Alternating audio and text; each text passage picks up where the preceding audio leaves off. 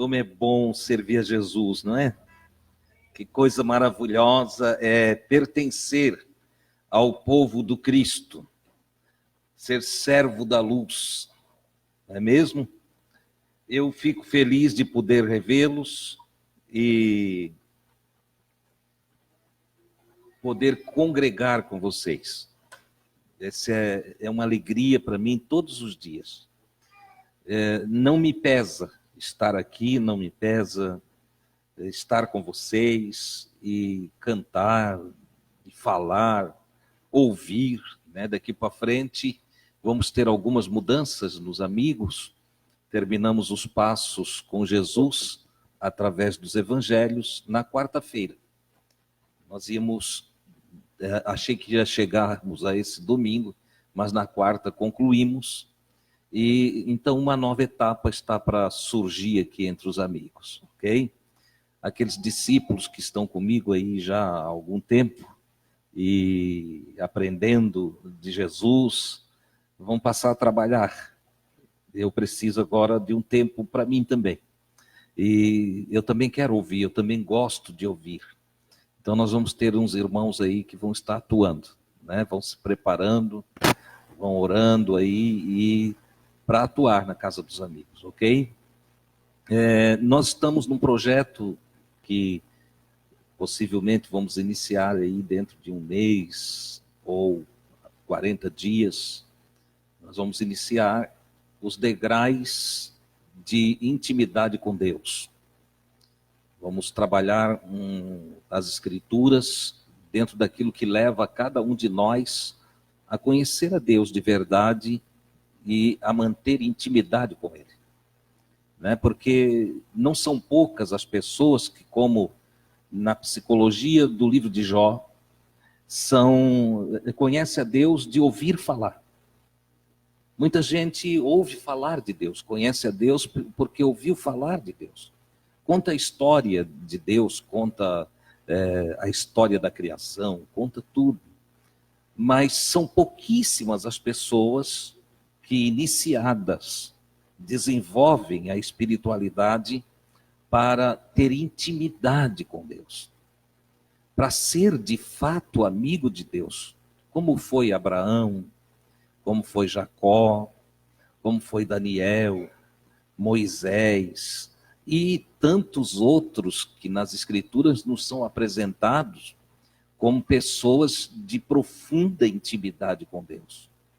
Pessoas com quem Deus dividiu seus mistérios, com quem Deus repartiu a sua sabedoria, com quem Deus repartiu da sua ciência. Você já imaginou o que é isso? Tem pessoas que... outro dia eu estava olhando aqui a Bíblia e as pessoas de intimidade com Deus é que escreveram a Bíblia. Olha só, você já parou para pensar que teve um tempo que a humanidade não tinha as palavras dos profetas, não tinha a história que nós temos registrada nas Escrituras. Houve mesmo um tempo que não existia a Bíblia. Não a Bíblia judaico-cristã. Não tínhamos. Tinha outras Bíblias, não a Bíblia judaico-cristã. Ou seja, não essa história a respeito da vida de Deus e do homem que nós conhecemos através das Escrituras que nós tanto amamos. E eu fiquei hoje meditando a respeito disso, porque não havendo o livro, contudo havia homens e mulheres que conseguiram manter uma intimidade com Deus, que conseguiram, eles buscaram por Deus, eles tiveram sede de Deus, tiveram um anelo pela presença de Deus. E este desejo, este anelo pela presença de Deus os aproximou de Deus. Aproximou-os através da oração, através do jejum, através da comunhão, a busca, a meditação. Eles mergulharam no divino e receberam a graça da revelação. foram surpreendidos com coisas maravilhosas da parte do Criador para com eles. Coisas que, como diz Paulo, apóstolo de Jesus, um dos doutores das Escrituras, e que foi um homem de profunda intimidade com Deus, mesmo antes de conhecer a história de Jesus e de ter a revelação de Jesus, Paulo já era, dentro do farisaísmo judaico, era um homem de profunda busca por Deus. Procurava ter uma vida justa, uma vida correta. Ele, até os erros que cometeu em relação aos próprios cristãos, que são antes dele, até esses erros ele os cometeu no zelo de agradar a Deus. Buscando agradar a Deus, buscando fazer o que era certo, segundo a verdade relativa dos seus aprendizados dentro da religião judaica, na seção dos fariseus. Entende? Ele mergulha numa procura por Deus de tal maneira que o Senhor se revela para ele. O Senhor Jesus se revelou para ele. E depois ele não ficou estagnado, nem vivenciou a sua vida dentro da mística de uma única revelação, que é o que a maioria dentro do meio evangélico tem feito atualmente. Entende? Recebe uma profecia ou uma palavra que naquele dia fluiu, né? E atingiu o âmago da sua alma, os sentimentos mais profundos. Hoje Deus falou comigo aqui. E a pessoa fica toda alegre porque naquele dia ouviu uma palavra. E dali não progride em buscar a Deus, em conhecer mais de Deus, lamentavelmente. Há aqueles que se satisfazem com uma revelação, tiveram um sonho, sonharam e no sonho viram, sei lá, alguma coisa maravilhosa ao seu ver, a sua percepção. No sonho um ser de luz me visitou. E aí ficam com aquilo ali durante 10 anos, entendeu? Não aprimoram a revelação, não aprimoram a busca, não se esforçam para ir além daquele sonho místico. Você entende? Ora, os homens e mulheres que de fato fizeram história, porque aqui é a questão, não é eu só conhecer a história dos que se relacionaram com Deus, mas é eu e você, nós juntos fazermos história. Buscarmos, progredirmos, buscarmos a tal ponto de o encontrarmos de verdade. E quando o encontrarmos, não ficarmos estagnados na primeira experiência, na experiência emocional, na experiência da visão em si, mas como diz o profeta, conheçamos e prossigamos em conhecer ao Senhor. Ou seja, se eu tenho uma pitadinha de experiência, eu devo então ir buscar mais dessa experiência. Se eu já tive uma pitadinha do gozo, da consolação, do Espírito Santo de Deus no meu coração, então eu devo, por esse caminho, por essa abertura, por esse portal de experiência, mergulhar nas profundezas do conhecimento do Senhor. Não devo ficar ali agora fazendo festa, tocando pandeiro como Miriam, no outro lado do mar tem todo um deserto para atravessar. Não é assim?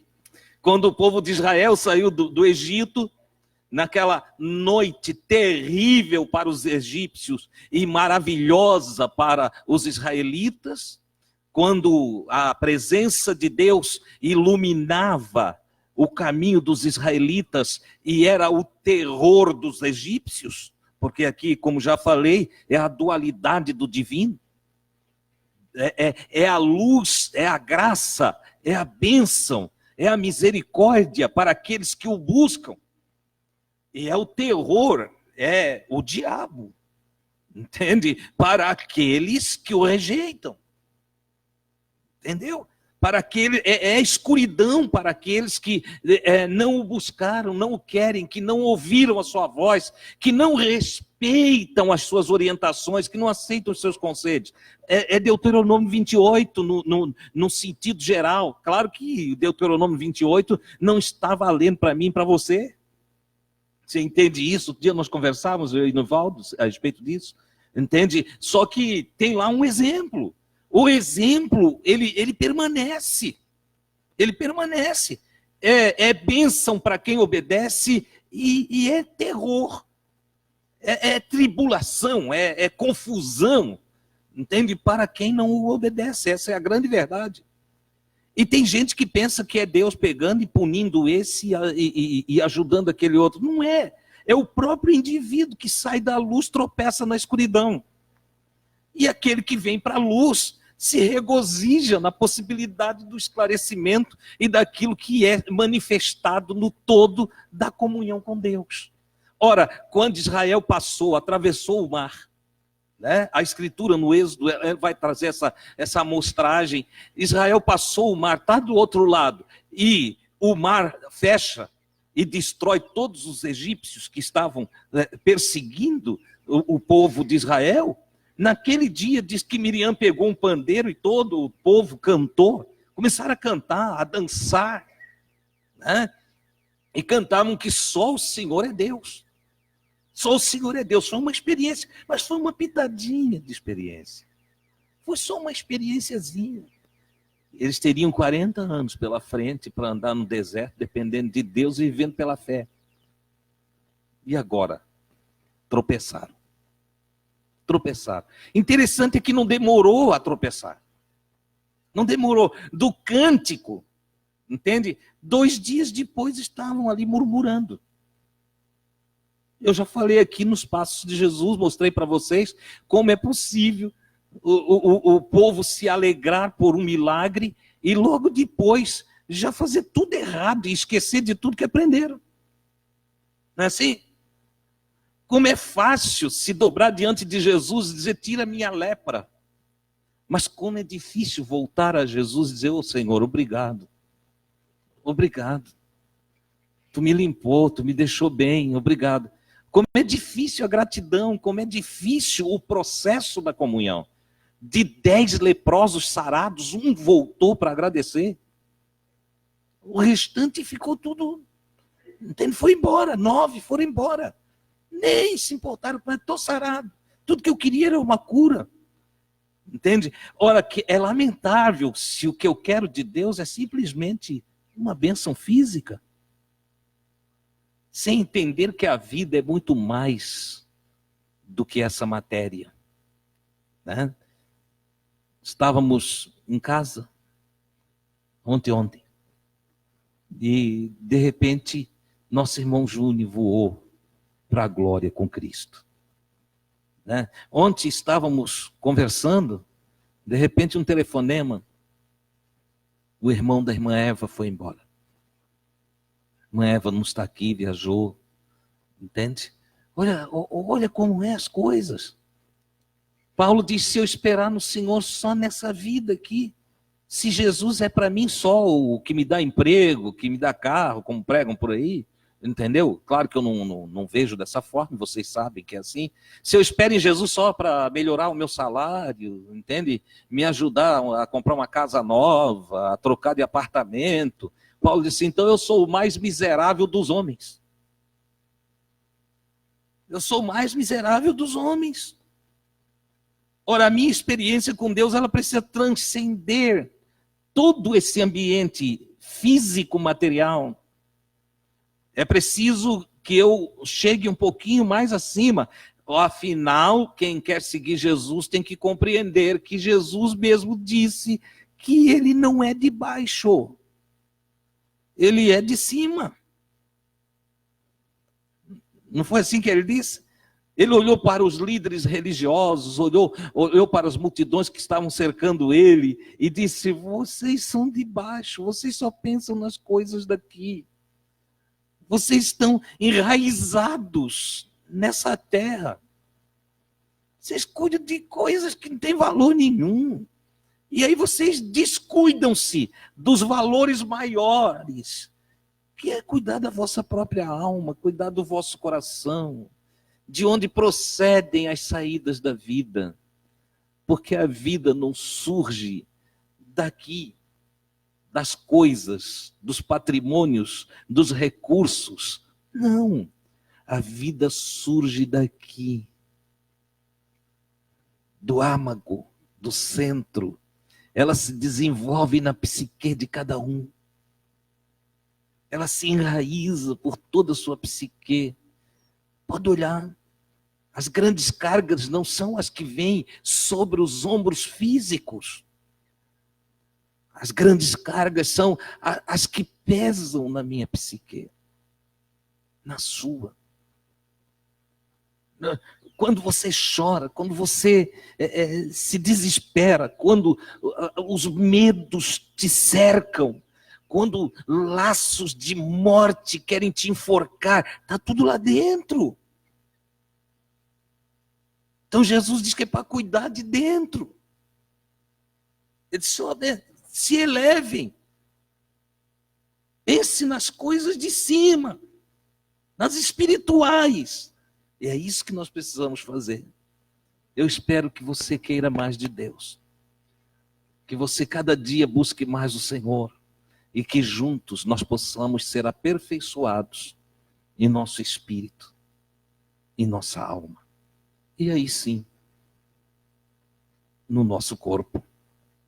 Amém? Hoje eu quero tratar de um texto. Eu vou ler e comentar. E quando eu acabar o texto, acabou a reunião, ok? É um método diferente aqui hoje. E eu quero meditar no texto de 1 Tessalonicenses, capítulo de número 5.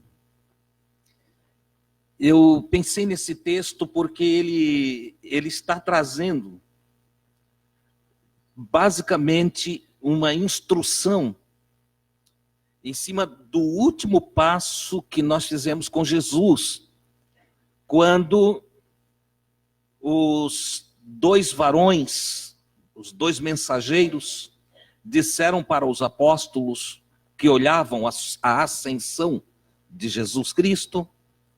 Os dois varões olharam e disseram, olha, por que vocês estão olhando para o céu?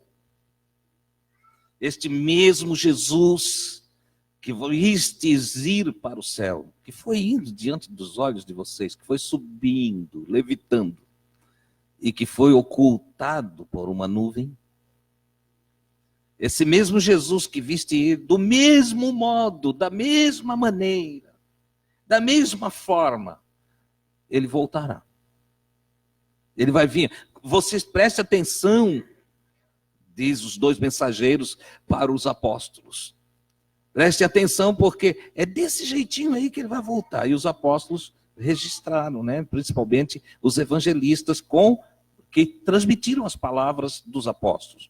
Temos aí o Mateus, temos o Marcos, que os mais aprofundados na erudição da história dizem que, na verdade, o evangelho de Marcos é o evangelho de Pedro. Pedro ditou para o Marcos, falou para o Marcos o que lembrava, né? Temos o João e temos o médico Lucas, que aprendeu muito com o irmão Paulo e fez o registro, sendo que o Lucas fez um registro bem apurado, bem detalhado, colocando em ordem, e foi, segundo as palavras do próprio Lucas, ele foi em loco, foi lá investigar se aquilo que ele recebeu por conhecimento era verdadeiro. Então, você observe que só o Lucas tem o cuidado de falar com Maria, mãe de Jesus, para saber alguma coisa da infância de Jesus, e destacou, achou que por bem destacar a adolescência, os 12 anos, o episódio de Jesus ser esquecido no templo. Só o Lucas que faz isso. Ele, como médico, também procura as pessoas que foram curadas e que ainda então estavam vivendo nos dias dele, ele procura essas pessoas, conversa, ele diz que ele fala que fez esse trabalho de conversar com essas pessoas e averiguar se aquilo aconteceu mesmo, como aconteceu, para fazer um registro, para mandar para a corte romana, para o Teófilo, um parente, né, e amigo que ele tinha na corte. Então ele faz todo um trabalho muito bem elaborado. Esse trabalho transcende o que nós conhecemos por Evangelho de Lucas, adentra também pelo livro de Atos dos Apóstolos. Os dois são escritos pelo Lucas e segundo os historiadores, formam um só livro. Quando veio para cá, veio separado, porque eles queriam colocar os 4 evangelhos juntos e o livro de Atos separaram, tá? Mas na verdade ele fez um só compêndio para informar o Teófilo. Então é algo maravilhoso. E dentro desse contexto do Evangelho, nós recebemos essa informação desses varões que apareceram na ascensão e a mensagem da ascensão que, assim como ele foi, ele voltará. Ora, da mensagem puríssima do Evangelho, de que Jesus um dia retornará, veio as indagações, perguntas, e até a confusão com relação a essa volta de Jesus.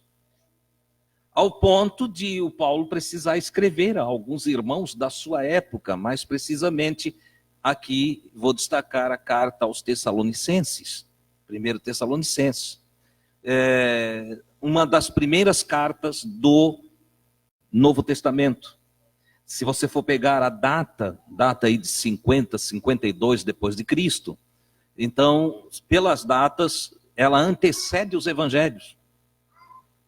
Há quem diga que não, foi Gálatas, mas a maioria dos historiadores concordam que 1º e 2º Tessalonicenses foram as primeiras cartas dos apóstolos para compilar no Novo Testamento.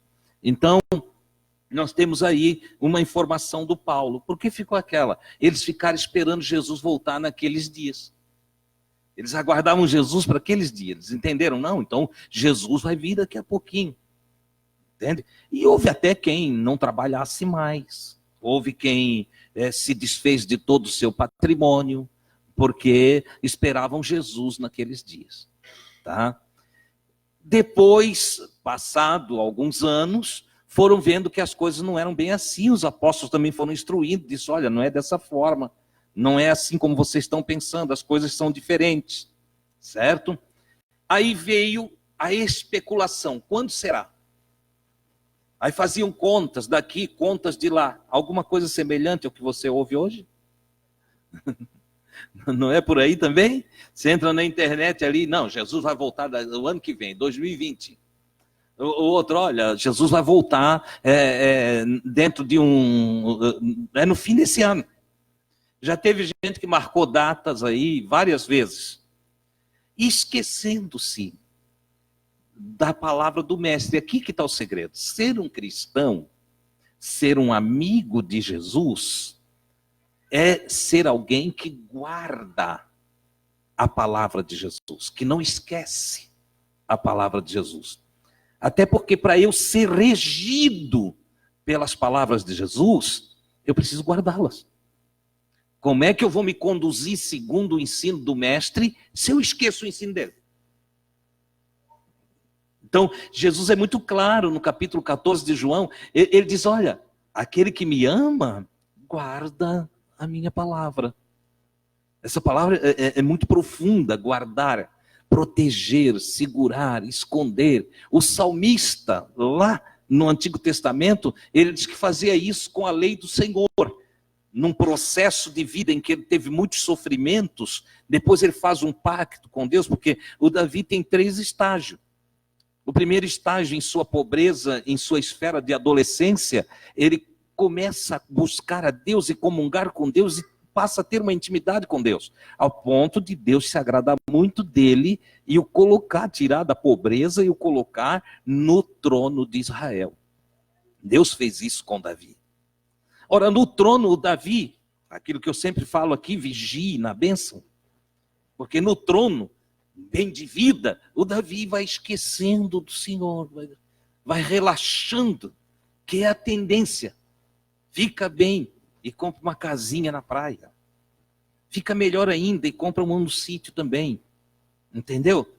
Anda com os melhores carros. Vai nos melhores restaurantes. E você vai começar a perceber que você vai orar menos. Que você vai... É a tendência. Entendeu? A bênção passa a ser o meu desejo.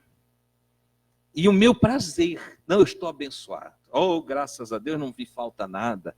Vai lá no Apocalipse, nas cartinhas que Jesus mandou o João escrever para as igrejas da Ásia, tem um líder lá, que ele estava tão empolgado com a sua riqueza, que ele disse assim, ó, rico estou, e estou enriquecido, de nada tenho falta. Olha só, aí Jesus olha de outra forma, com outros olhos, e através da lente Jesus manda o João escrever para ele, escreve aí que ele está todo enganado, João. Ele está empolgado com o carro novo, ele está empolgado com o apartamento novo, ele está empolgado com a casa nova, está empolgado com a casa de praia, está empolgado com a... Mas bota aí para ele. Tu é pobre. Tu é, na verdade, um miserável, um sem graça. Entendeu? Olha a inversão de valores. Ele se achava rico. E ele era pobre. Então, nós temos que cuidar e vigiar para na bênção não esquecermos das coisas de Deus. O Davi, na bênção, esqueceu-se. Teve um dia que ele não foi para a guerra, era um dia que não precisava orar, não tem batalha, não tem problema. O que tem? Conforto, entende? Relaxamento de consigo mesmo, relaxamento na comunhão com Deus. Passeio, vou passear, passeia por cima do terraço do seu castelo, entende? E, de repente, dirige o olhar lá para um lado que o atraiu. Ficou tão atraído, tão engodado pelo seu próprio desejo, com tanta vontade de fazer algumas coisas que não era para ele fazer. Por um momento, o pecado tornou-se doce, prazeroso. E disse, olha, vou pecar. Você entende? E aí vai quebrando mandamentos. Vai quebrando mandamentos. Olha só. Depois das quebras de mandamentos, ele é inundado por uma tristeza tão profunda que ele chega a fazer uma oração, e nos Salmos encontramos uma oração de Davi, ele diz, torna a dar-me a alegria da salvação. Meu Deus, eu me sinto perdido, eu me sinto mal, eu vou orar e parece que a minha oração não sobe, parece que eu estou rejeitado, eu acho que eu estou descendo ao inferno, essa expressão dele, ao inferno aqui, ele diz, parece que eu estou descendo ao tormento, eu estou perturbado, incomodado, há um trambolhão dentro de mim aqui me amassando, eu estou sendo destruído, consumido. Tem misericórdia de mim, Senhor. Torna a dar-me a alegria da tua salvação. Ora, esse é o segundo estágio do Davi. É o estágio que o anão derrota ele. Ele teve o estágio em que o gigante, ele derrotava. Agora vem o estágio que um anãozinho derrota ele. Se acabou.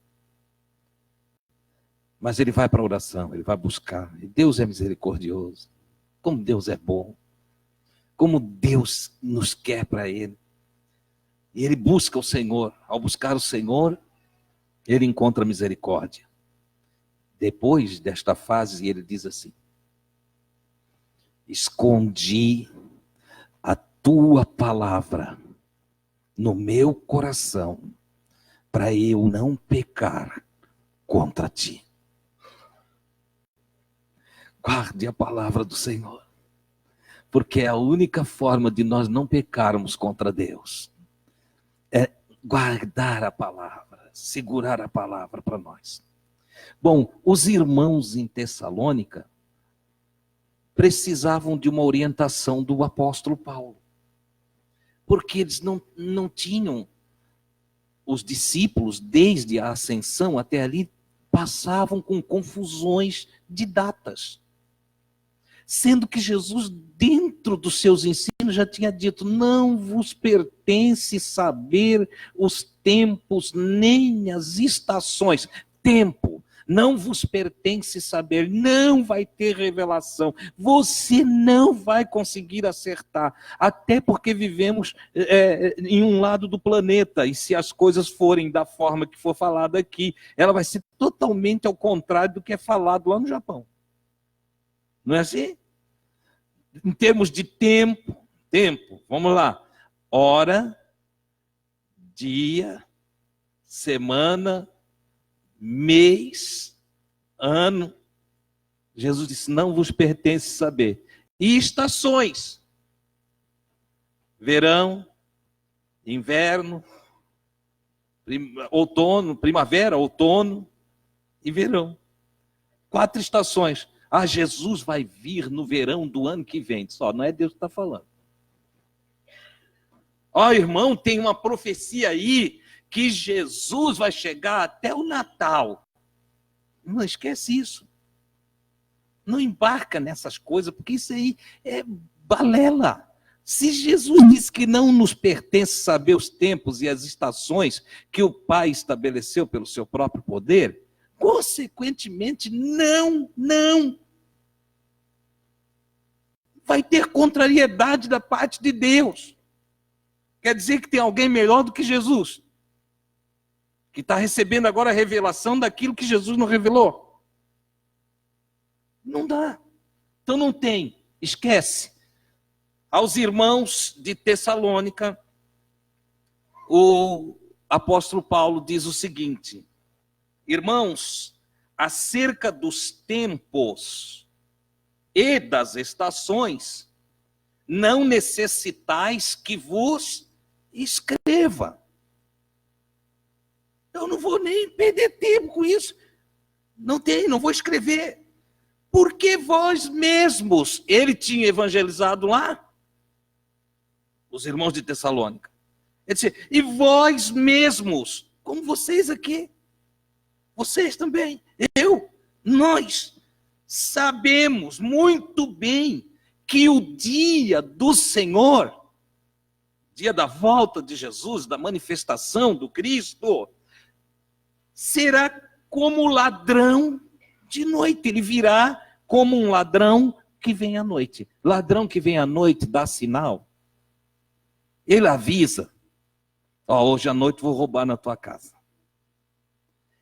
O ladrão passa lá e deixa um bilhetinho na caixinha do correio. Não. Então o Paulo está dizendo: olha, não tem necessidade de escrever a respeito dessas coisas, que diz respeito aos tempos e estações, porque vocês já estão instruídos, o Cristo já instruiu vocês, que o dia do Senhor virá como um ladrão. Entende? Pois que quando disserem a paz e segurança, ou seja, quando os homens conseguirem fazer um acordo de paz, estabelecer um acordo de paz na terra, quando disser assim: não vai ter mais guerra, estamos em paz, tudo vai ficar bem, estamos seguros, então lhe sobrevirá repentina destruição. É interessante que o Paulo está dizendo o seguinte: olha, quando os homens pensarem que conseguiram estabelecer a paz no planeta, eles só vão ter a surpresa de que daí é que vai dar tudo errado. Você entende isso aqui? Você entende que o Paulo está escrevendo por inspiração e ele está dizendo que vai trocar governo, vai vir governo, entra governo, sai governo, e que não tem nada que vai se arrumar aqui nesse planeta? E que quando ficar confortável, entendeu? Vai vir uma destruição, tá? Vai vir uma coisa terrível para o planeta. Ele chega a usar a expressão assim, como se dores de parto viessem àquela que está grávida, e de modo nenhum escaparão. Ou seja, agora tem um bambambam aí, manifestou-se os gênios da humanidade, entende? Está incorporando gênios. Olha só, entenda isso, entendeu? Como nos dias de Noé, entende? Tem os valentões, o mundo antediluviano tem os valentões, os nefilins, tá lá, entende? Pessoas geniais, pessoas de contatos espirituais, sobre as quais incorpora gênios, maus daimons, com genialidade profunda, faz o cara desenvolver ideias magníficas. E um desses vai se manifestar e vai dizer, olha, então agora eu tenho condição de estabelecer a paz na terra. Vamos estabelecer a paz. Não tenho tempo aqui